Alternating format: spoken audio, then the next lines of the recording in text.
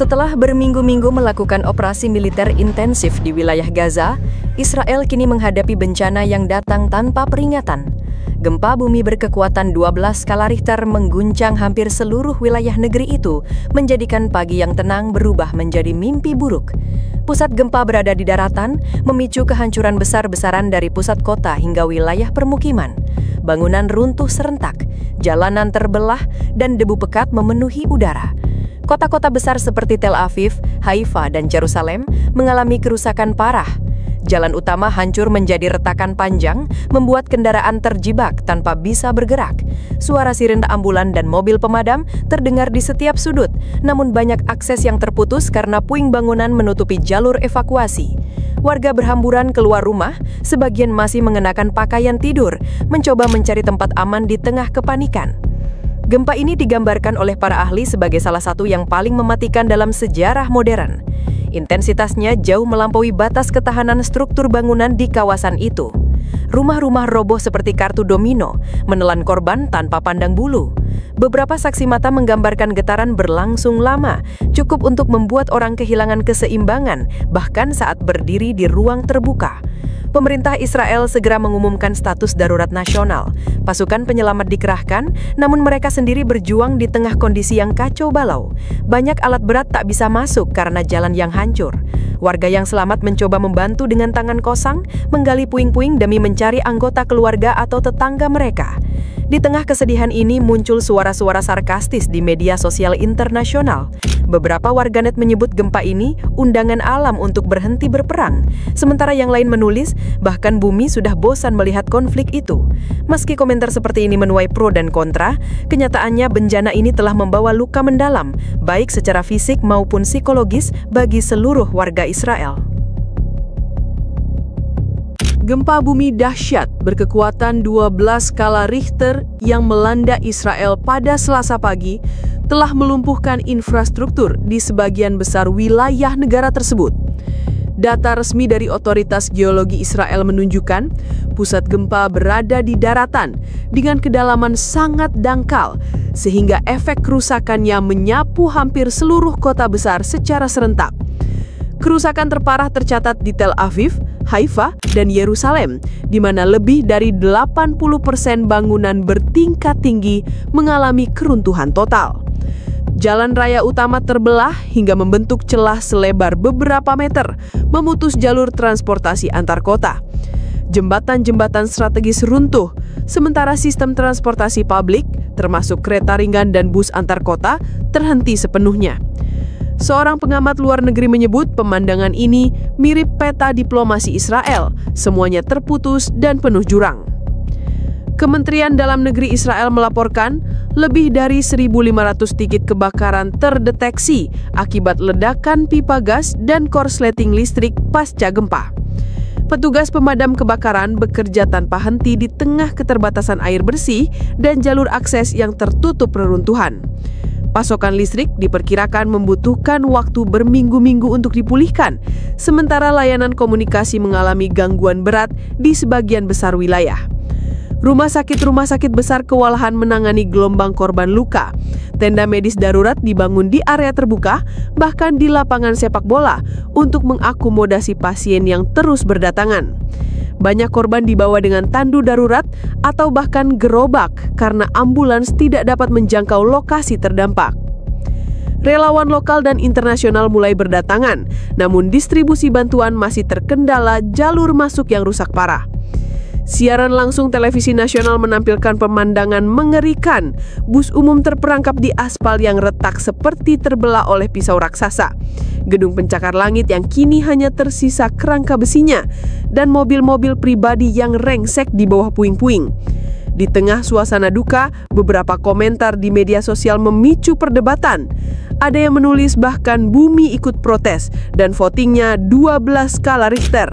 Sementara yang lain menyebut gempa ini sebagai peringatan alam untuk menghentikan agresi sebelum terlambat. Otoritas tempat memperkirakan proses evakuasi dan pemulihan akan memakan waktu berbulan-bulan. Fokus saat ini adalah mencari korban selamat di antara reruntuhan dan memastikan kebutuhan dasar warga terpenuhi, meskipun tantangan logistik sangat besar. Kementerian Kesehatan Israel mengonfirmasi bahwa jumlah korban luka akibat gempa bumi berkekuatan 120 skala Richter telah mencapai sedikitnya 120.000 orang. Lonjakan korban ini membuat sistem pelayanan kesehatan nasional berada di titik kritis. Rumah sakit rujukan utama di seluruh negeri melaporkan kapasitas mereka telah melampaui batas, memaksa pasien dirawat di lorong, halaman parkir, bahkan tenda-tenda darurat di luar gedung. Direktur Rumah Sakit Tel Aviv Medical Center, Profesor Daniel Harari, menyebut situasi saat ini sebagai krisis medis terbesar dalam sejarah Israel modern. Tenaga medis bekerja tanpa henti selama 48 jam terakhir. Sebagian bahkan harus menangani hingga 15 pasien sekaligus. Pasokan obat-obatan vital mulai menipis, termasuk cairan infus, perban, dan obat penghilang rasa sakit. Beberapa warganet menyindir, mungkin sekarang mereka tahu rasanya kehabisan amunisi, tapi di bidang kesehatan. Kondisi semakin rumit dengan runtuhnya sejumlah fasilitas kesehatan di wilayah terdampak parah. Rumah sakit di Haifa dan Beersheva mengalami kerusakan struktural serius, memaksa evakuasi pasien kritis ke daerah yang relatif aman. Proses evakuasi ini menghadapi hambatan besar karena akses jalan yang hancur, sementara helikopter evakuasi terbatas jumlahnya dan terganggu oleh cuaca buruk. Layanan darurat internasional mulai berdatangan dari berbagai negara. Palang Merah Internasional, WHO, dan tim penyelamat dari beberapa negara Eropa telah tiba membawa peralatan medis, obat-obatan, dan tenaga ahli. Namun distribusi bantuan menghadapi kendala birokrasi dan keamanan. Seorang komentator internasional menulis, ironis, negara yang punya strategi militer canggih ternyata kalah melawan gempa tanpa senjata. Di beberapa wilayah, warga sipil terpaksa mengorganisir pusat penanganan darurat secara mandiri. Lapangan sekolah, masjid, dan gedung komunitas dijadikan pusat penampungan korban. Relawan lokal termasuk mahasiswa kedokteran turut membantu memberikan perawatan awal bagi korban luka ringan. Namun tanpa peralatan memadai, penanganan medis seringkali hanya bersifat sementara. Pemerintah Israel telah meminta bantuan darurat PBB untuk mendirikan rumah sakit lapangan tambahan dan mempercepat pengiriman logistik medis. Namun banyak pihak memperkirakan situasi krisis ini tidak akan terselesaikan dalam waktu singkat. Dalam konferensi pers singkat, juru bicara pemerintah menyatakan, fokus kami adalah menyelamatkan nyawa sebanyak mungkin. Meski di media sosial ada komentar sinis yang berbunyi, sayang sekali fokus itu datangnya setelah bencana, bukan sebelum bencana. Gempa bumi berkekuatan 12 skala Richter yang melumpuhkan Israel telah memicu gelombang reaksi dari komunitas internasional. Sejumlah negara dan organisasi kemanusiaan menyampaikan simpati mendalam, menawarkan bantuan logistik, medis, serta tim penyelamat untuk membantu korban. Sekretaris Jenderal PBB dalam pernyataan resminya menyebut bencana ini sebagai tragedi kemanusiaan yang menuntut solidaritas global. Presiden Turki, Perdana Menteri Kanada, dan Kanselir Jerman termasuk di antara pemimpin dunia yang secara terbuka menyampaikan belasungkawa. Bantuan dalam bentuk peralatan medis, tim SAR, dan pasokan makanan mulai dikirimkan ke Israel melalui jalur udara dan laut. Uni Eropa bahkan mengaktifkan mekanisme bantuan daruratnya untuk mengkoordinasikan pengiriman personil dan sumber daya ke wilayah terdampak. Namun di tengah gelombang simpati muncul pula suara-suara kritis dan sindiran dari berbagai pihak. Beberapa aktivis kemanusiaan menilai bencana ini sebagai momen refleksi bagi pemerintah Israel terkait kebijakan militernya. Seorang analis politik di Timur Tengah menulis di media sosial, kalau ini bukan karma, maka bumi punya selera humor yang sangat gelap. Di negara-negara Arab, reaksi publik terlihat beragam. Sebagian memberikan doa dan dukungan kemanusiaan, sementara sebagian lain mengekspresikan ketidakpedulian, mengingat agresi militer Israel terhadap Gaza yang masih segar dalam ingatan. Beberapa komentar di forum online bahkan menyebut gempa ini sebagai respon alam yang lebih cepat dari Dewan Keamanan PBB. Media internasional juga membandingkan kecepatan Israel dalam memobilisasi kekuatan militer dengan kesulitannya mengorganisir respon bencana. Editorial di sebuah koran Eropa menulis, negara yang bisa menggelar operasi militer ribuan kilometer dari perbatasannya, kini kewalahan menghadapi reruntuhan di halaman sendiri. Walaupun perdebatan di ruang publik berlangsung panas, mayoritas lembaga kemanusiaan menyerukan agar fokus utama tetap pada penyelamatan korban dan pemulihan infrastruktur. Organisasi seperti WHO, Palang Merah, dan UNICEF memperingatkan jika bantuan tidak segera sampai, jumlah korban bisa meningkat secara signifikan dalam beberapa hari ke depan. Israel kini menghadapi ujian terbesar dalam sejarah modernnya, membangun kembali bukan hanya kota-kota yang hancur, tetapi juga kepercayaan publik internasional. Seorang warganet menutup komentarnya dengan kalimat singkat yang viral, "Mungkin bumi hanya ingin gencatan senjata permanen?" Pasca gempa bumi dahsyat berkekuatan 12 skala Richter yang meluluhlantakkan sebagian besar wilayah Israel, perhatian kini bergeser ke upaya pemulihan dan rekonstruksi yang menghadapi tantangan luar biasa. Kerusakan infrastruktur yang meluas ditambah dengan jumlah korban luka yang mencapai ratusan ribu menciptakan situasi yang sangat kompleks dan penuh tekanan bagi pemerintah dan masyarakat. Menurut laporan terbaru dari Kementerian Keuangan Israel, kerugian finansial akibat bencana ini diperkirakan mencapai puluhan miliar dolar AS. Banyak sektor usaha, terutama bisnis kecil dan menengah, mengalami kerusakan parah atau bahkan kehancuran total. Kawasan pusat bisnis yang biasanya menjadi sumber utama pendapatan, kini berubah menjadi lahan kosong penuh reruntuhan. Proses pemulihan ekonomi pun diprediksi akan berjalan lambat, dengan banyak perusahaan menghadapi risiko kebangkrutan jika tidak mendapat bantuan yang memadai. Pemerintah telah mengumumkan paket stimulus darurat untuk membantu para pelaku usaha dan warga terdampak, termasuk subsidi perbaikan rumah dan keringanan pajak. Namun sejumlah pakar ekonomi menyuarakan skeptisisme terkait efektivitas langkah ini.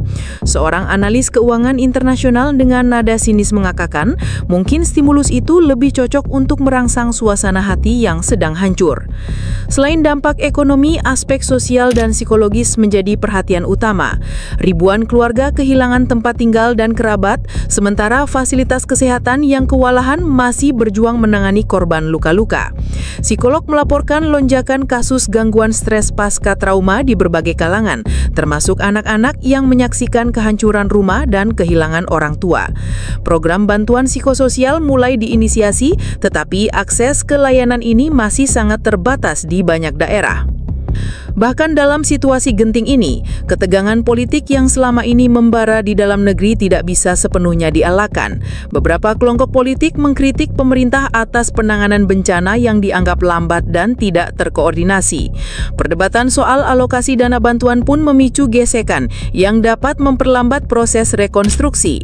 Salah satu komentator politik menyindir, Israel mungkin bisa mengorganisasi operasi militer dengan presisi laser, tetapi untuk membangun kembali kota sendiri malah seperti operasi sabun mandi. Komunitas internasional terus memantau perkembangan situasi dengan cermat. Negara-negara sahabat menawarkan bantuan teknis, logistik, dan finansial untuk membantu proses pemulihan.